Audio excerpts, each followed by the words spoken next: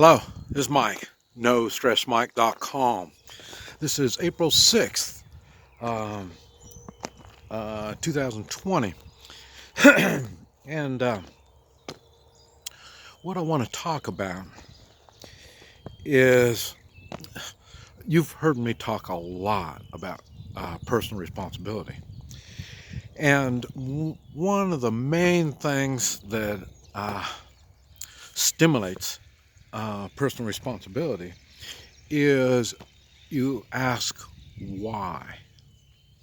And personal responsibility not only works when there's problems, but personal responsibility takes care of solutions.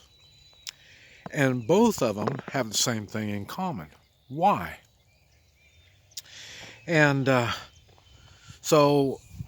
why is this problem a problem? And then you look at why again.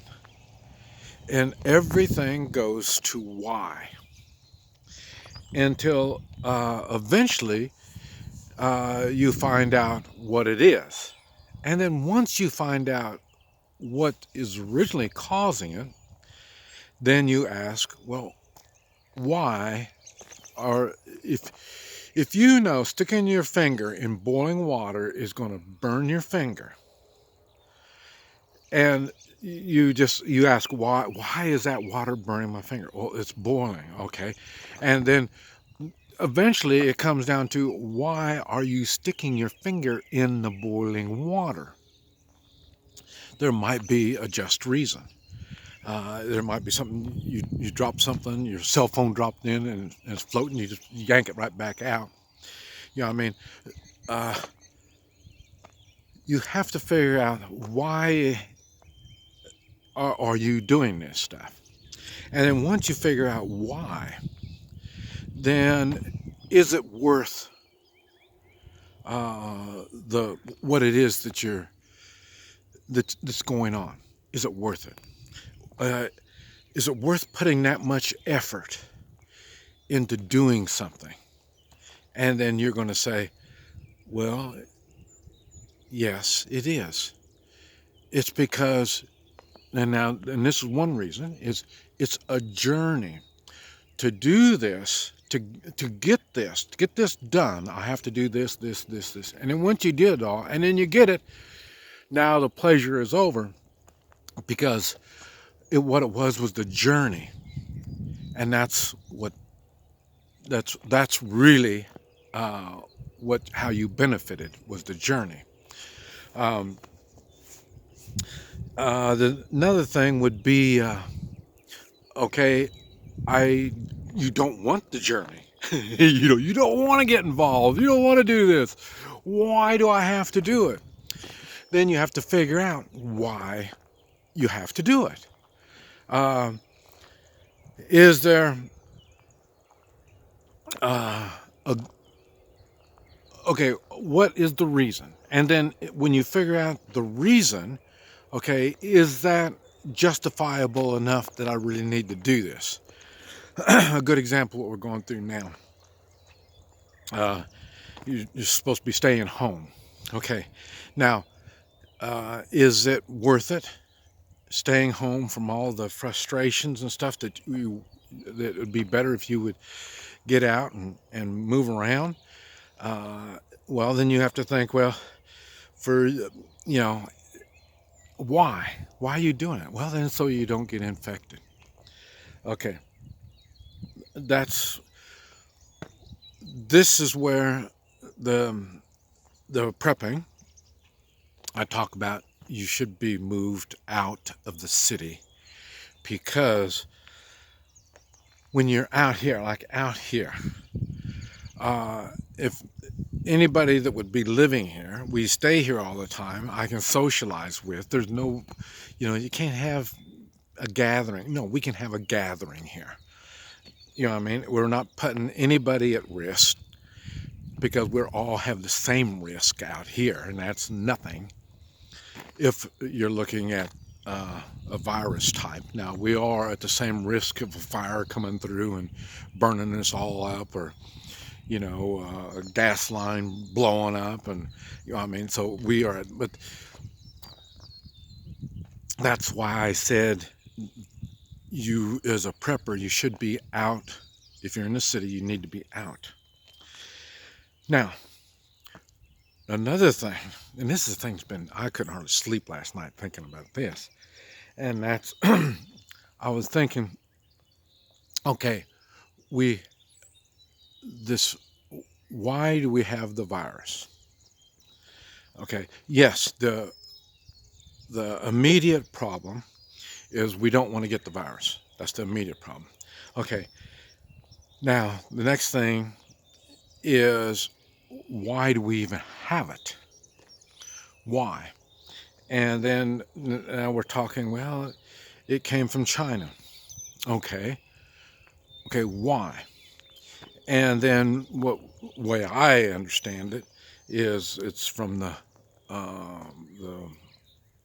what do you call it, the snakes or whatever it is they're eating. And but the thing that then it started going to me, and they're telling me everything I need to do to stay safe. And I'm thinking, how does any of this that I do, how does it benefit me? It only benefits me one way. I don't get sick. Okay, so who benefits from all this? Now you have to figure out, well, why did it come?